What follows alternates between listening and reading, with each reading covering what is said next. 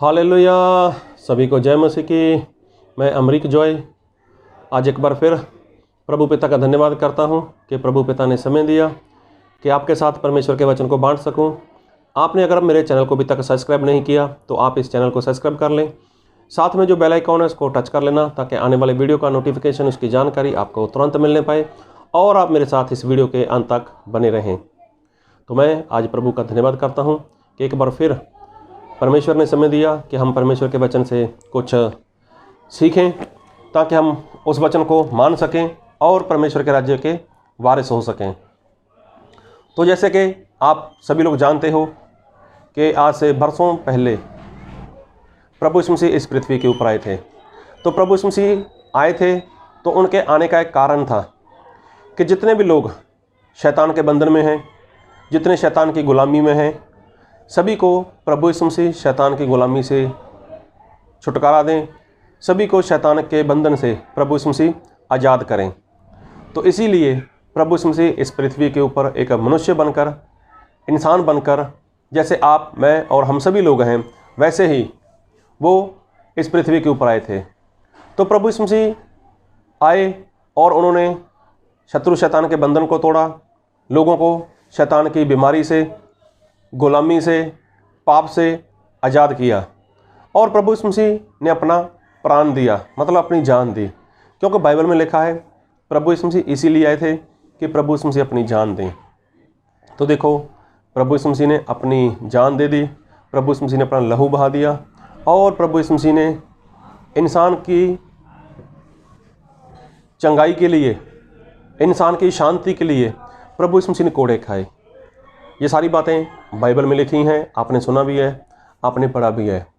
खैर, मैं जो कहना चाहता हूँ कि प्रभु यीशु मसीह जब पहली बार आए तो उनके आने का कारण था कि वो अपनी जान दें। और बाइबल में लिखा है कि प्रभु यीशु मसीह दूसरी बार भी आने वाले हैं। जी हाँ, प्रभु यीशु मसीह दूसरी बार आने वाले हैं। तो क्या प्रभु यीशु मसीह अब किसी को चंगाई देंगे? क्या प्रभु यीशु मसीह अब किसी को छुटकारा देंगे? क्या प्रभु यीशु मसीह अब किसी के पापों की क्षमा देंगे?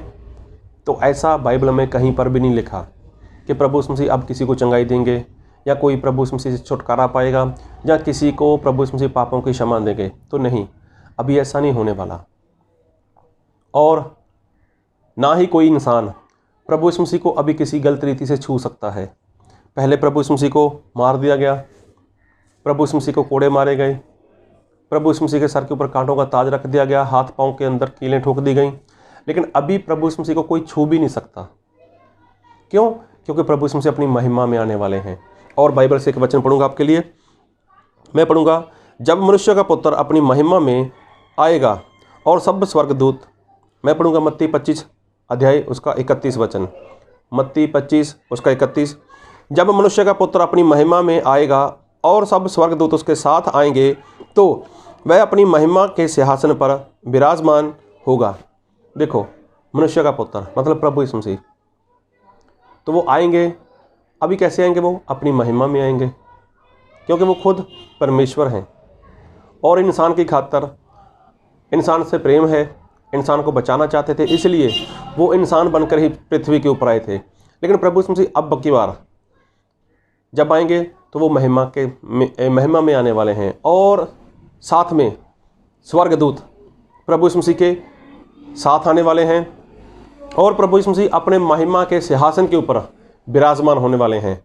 और लिखा है बाइबल में आगे इसका मत्ती 25 उसका 32 वचन, और सब जातियां उसके सामने इकट्ठा की जाएंगी और जैसे चरवाहा भेड़ों को बकरियों से अलग कर देता है वैसे ही वह उन्हें एक दूसरे से अलग करेगा। देखो, प्रभु यीशु मसीह के बारे में ऐसा लिखा है कि जैसे एक चरवाहा भेड़ को बकरी से जुदा करता है, भेड़ को बकरी से अलग करता है, वैसे ही प्रभु यीशु मसीह भी करेंगे, वैसे ही प्रभु यीशु मसीह करेंगे। और अब की बार प्रभु यीशु मसीह ना तो चंगाई देंगे, ना छुटकारा देंगे, ना किसी को पापों की क्षमा देंगे, लेकिन प्रभु यीशु मसीह अब की बार जो करने वाले हैं वो ये करने वाले हैं कि जो इंसान है, हाँ, उसको प्रभु यीशु मसीह ने जो बोला है, अपने विश्वासी को भेड़, विश्वासी होता है वो जो प्रभु यीशु मसीह की आज्ञा की पालना करता है, जो प्रभु यीशु मसीह के पीछे चलता है, उसको प्रभु यीशु मसीह बोलते हैं विश्वासी। और विश्वासी के लिए प्रभु यीशु मसीह ने जो शब्द इस्तेमाल किया है वो किया है भेड़, और जो बकरा है या बकरी है उसके लिए शब्द किया है अविश्वासी। हम दोनों के बारे में थोड़ी बात करेंगे। तो लिखा है बाइबल में कि भेड़ को बकरी से अलग करेंगे प्रभु यीशु मसीह। जैसे एक चरवाहा भेड़ को बकरी से जुदा करता है, तो यही काम प्रभु यीशु मसीह हम करने वाले हैं। तो विश्वासी कौन है? बाइबल में ऐसा लिखा है, प्रभु यीशु मसीह बोलते हैं कि सच्चा चरवाहा मैं हूँ, सर्वश्रेष्ठ चरवाहा मैं हूँ, उत्तम चरवाहा मैं हूँ। अगर प्रभु यीशु मसीह चरवाहे हैं तो प्रभु यीशु मसीह ने बोला है कि मैं अपनी जान, अपना प्राण भेड़ के लिए देता हूँ। तो भेड़ क्या है? भेड़ एक विश्वासी है। विश्वासी मतलब जो प्रभु यीशु मसीह के पीछे चलता है। विश्वासी मतलब जो प्रभु यीशु मसीह की आज्ञाकारी करता है। विश्वासी मतलब जो प्रभु यीशु मसीह के शब्द को सुनता है। विश्वासी मतलब जो उसकी आवाज़ को सुनकर उसके पीछे चलता है। तो इसको प्रभु यीशु मसीह बोलते हैं भेड़, इसको बोलते हैं प्रभु यीशु मसीह एक विश्वासी। और ऐसा विश्वासी जो सिर्फ और सिर्फ प्रभु यीशु मसीह की आवाज़ को सुनता है। तो प्रभु यीशु मसीह की आवाज़ है क्या? ये पूरा बाइबल, ये पूरा वचन, ये शब्द है, ये आवाज़ है परमेश्वर की। और जो इसको सुनता है और ऐसा ही वो जीवन जीता है, तो उसको बोलते हैं प्रभु यीशु मसीह भेड़, एक विश्वासी को। तो मतलब प्रभु यीशु मसीह ने बोला कि मेरी भेड़ मेरा शब्द सुनती है, मेरी भेड़ मेरी आवाज़ सुनती है, और मेरी भेड़ मेरे पीछे आती है। देखो, चरवाहा आगे चलता है, भेड़ पीछे चलती है। और भेड़ की एक खासियत है, भेड़ में एक खूबी रहती है। जैसे वो भेड़ है, वो अपना सर झुकाकर चरवाहे के पीछे चलती है, ना वो दाएं देखे ना बाएं देखे, लेकिन वो चरवाहे के पीछे चलती है। ये भेड़ की खासियत है। और वो भेड़ अपने चरवाहे के पीछे पीछे चलती है। अभी दूसरी साइड में क्या है? खाने को मिलता है, भेड़ वहाँ पर नहीं जाती। दूसरी साइड में जाए वहाँ पर खाने को पड़ा है तो भेड़ वहाँ नहीं जाएगी, वो अपने चरवाहे के पीछे जाएगी। तो प्रभु यीशु मसीह यही कहना चाहते हैं कि मेरी भेड़ मेरी आवाज़ सुनती है, मेरी भेड़ मेरे पीछे आती है, और मैं मेरी भेड़ के लिए अपनी जान देता हूँ। भेड़ मतलब एक विश्वासी, विश्वासी का मतलब होता है आज्ञाकारी करने वाला। अभी बात करते हैं बकरी की। तो बकरी में जो बात है, बकरी कभी भी अपना सर झुका कर नहीं चलेगी। बकरी अपनी गर्दन को ऐसे करेगी, कभी ऐसे देखेगी, कभी ऐसे देखेगी, ऐसे ऐसे वो देखती देखती चरवाहे के पीछे चलने का प्रयत्न करती है। अगर बकरी को रास्ते में कोई ऐसा पेड़ दिखाई दिया कि जहाँ से उसको पत्ते खाने का मन हुआ, तो बकरी उसी जगह को छोड़कर उस पौधे के पास चले जाएगी, उस पेड़ के पास चले जाएगी, और अपने दोनों पैर, आगे वाले पैर या दोनों अपने पैर उठाएगी और वहाँ पर वो पत्ते खाना शुरू कर देगी। फिर चरवाहा उसको पीटता है, फिर वहाँ से वो भागती है, आगे जाती है। तो दूसरी साइड उसको अगर कुछ मिल गया, पत्ते मिल गए या कुछ ऐसी बात मिल गई, कुछ ऐसा पेड़ मिल गया, फिर वहाँ पर भाग कर जाएगी, फिर वहाँ खाना शुरू कर देगी। तो ये बकरी है, मतलब बकरा है, ऐसा काम करती है। तो वो बकरी कभी भी अपना सर झुकाकर चरवाहे के पीछे नहीं चलती। और एक बात, ऐसी बकरी, ऐसे बकरे जो चरवाहे के पीछे नहीं चलते, तो वो ना जाने कितनी बार वो डांट खाते हैं, कितनी बार उनको लकड़ी से मारा जाता है, लेकिन फिर भी वो वैसे के वैसे ही रहते हैं। अभी बात को बहुत ध्यान से सुनना। भेड़ हमेशा चरवाहे का शब्द सुनती है, उसकी आवाज़ को सुनती है और उसके पीछे चलती है। तो बकरी कभी भी ऐसा नहीं करती, वो खुद की मर्ज़ी से कुछ भी करती है, जो उसको सही लगता है वैसा ही करती है। और दूसरी बात, जो बकरी होती है ना, या बकरा होता है, उसको सींग होते हैं। अभी वो सींग के साथ क्या करती है? वो मारती है किसी न किसी को, चाहे वहाँ पर भेड़ हो, चाहे कोई और बकरी हो, चाहे कोई और बकरा हो। वो लड़ाई झगड़ा बहुत करती है, लड़ाई झगड़ा करती रहेगी। लड़ाई झगड़ा करेगी, गुस्सा करेगी, किसी का न किसी का नुकसान करेगी। ये क्या है? बकरी की एक आदत होती है, वो ऐसा करती है। तो प्रभु यीशु मसीह ने बोला मेरी भेड़, मतलब मेरा विश्वासी। और प्रभु यीशु मसीह जब अभी आने वाले हैं, दूसरी बार आने वाले हैं, तो प्रभु यीशु मसीह किसी को चंगाई नहीं देंगे, किसी का छुटकारा नहीं होने वाला, किसी को क्षमा नहीं मिलने वाली। लेकिन प्रभु यीशु मसीह अब क्या करेंगे? भेड़ को बकरी से अलग करेंगे, भेड़ को बकरी से अलग करेंगे।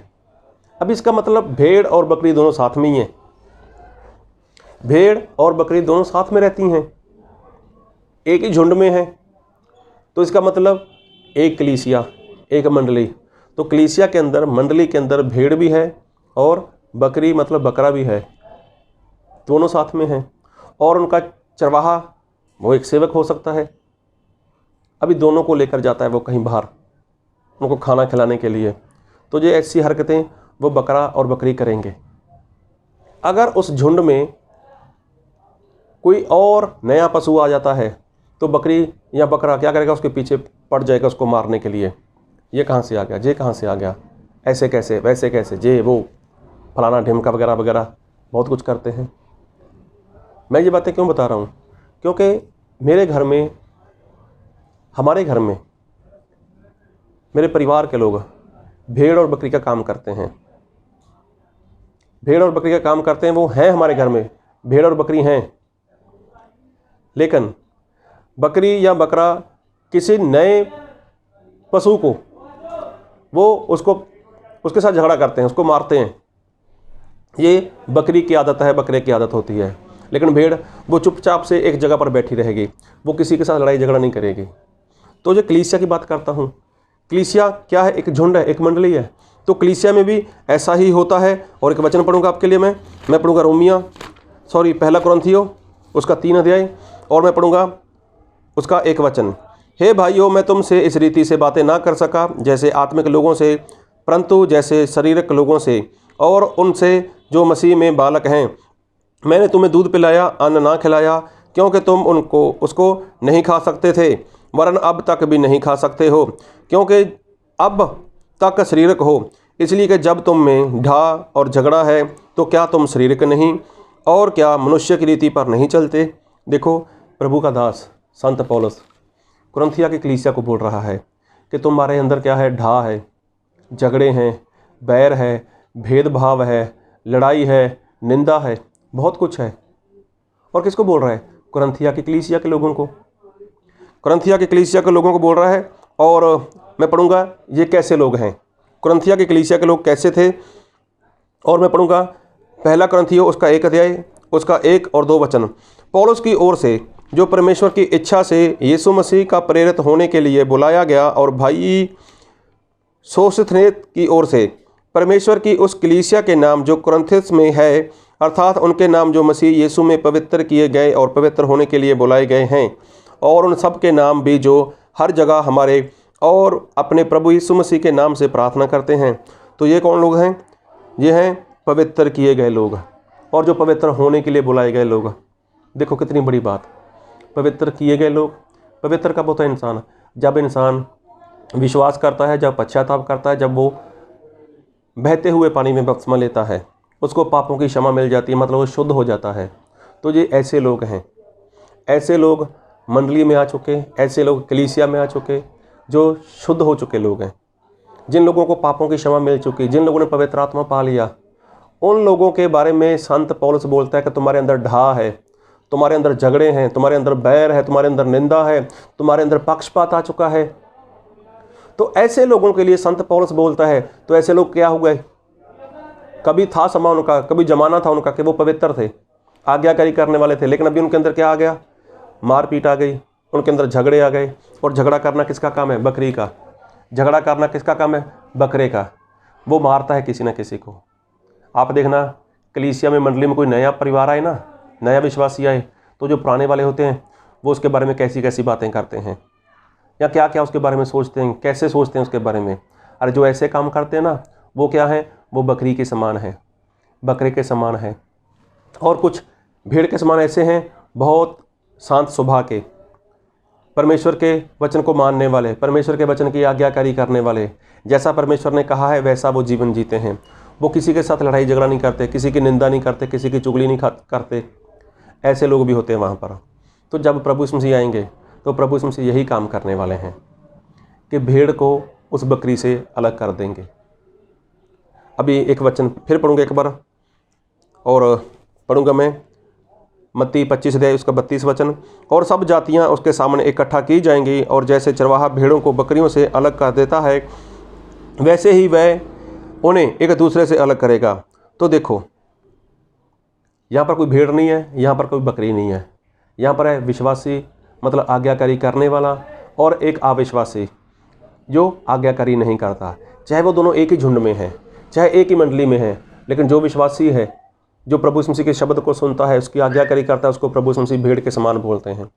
और जो आज्ञाकारी नहीं करता, झगड़ा करता है, बैर करता है, लड़ाई करता है, कुछ भी करता है, उसको प्रभु यीशु मसीह अविश्वासी बोलते हैं, मतलब बकरी, मतलब बकरे के समान। और उन दोनों को क्या करेंगे? अभी अलग कर देंगे। फिर लिखा है एक दूसरे से अलग कर देंगे। फिर लिखा 33 में, वह भेड़ों को अपनी दाहिनी ओर और बकरियों को बाईं ओर खड़ा करेगा। देखो, अभी क्या करेगा? जो भेड़ है उसको दाहिनी ओर खड़ा करेगा, और जो बकरी है उसको क्या करेगा? बाईं ओर खड़ा कर देगा। और बाईं ओर वालों को कहेगा जाओ नरक में चले जाओ, क्योंकि बाइबल में लिखा है, मैं पढ़ूंगा वचन मत्ती 25 का 41। तब वह बाईं ओर वालों से कहेगा, हे सराफित लोगों, मेरे सामने से उस अनंत आग में चले जाओ जो शैतान और उसके दूतों के लिए तैयार की गई। तो ये कौन है? बाईं ओर वाले। बाईं ओर वाले मतलब बकरी, मतलब बकरे, जो झगड़ा करते हैं, मारपीट करते हैं, जो परमेश्वर के वचन की आज्ञाकारी नहीं करते। तो देखो, प्रभु यीशु मसीह आने वाले हैं, और अब की बार प्रभु यीशु मसीह सिर्फ और सिर्फ भेड़ को बकरी से जुदा करेंगे। तो आप किस जाति में आ रहे हो? आप कौन सी कैटेगरी के हो? भेड़ की कैटेगरी में, मतलब विश्वासी, अच्छे विश्वासी, आज्ञा मानने वाले विश्वासी, या फिर बकरी के समान, बकरे के समान जो आज्ञाकारी नहीं करता है, उसी झुंड का, जो लोगों को परेशान करता है, चरवाहे को परेशान करता है, या ऐसा जीवन जीता है जो परमेश्वर को पसंद नहीं। तो आप देखना है कि आपको कैसा बनना है, भेड़ की समानता में या बकरी की समानता में। तो प्रभु आप सभी को बहुत आयत की आशीष दे। आमीन।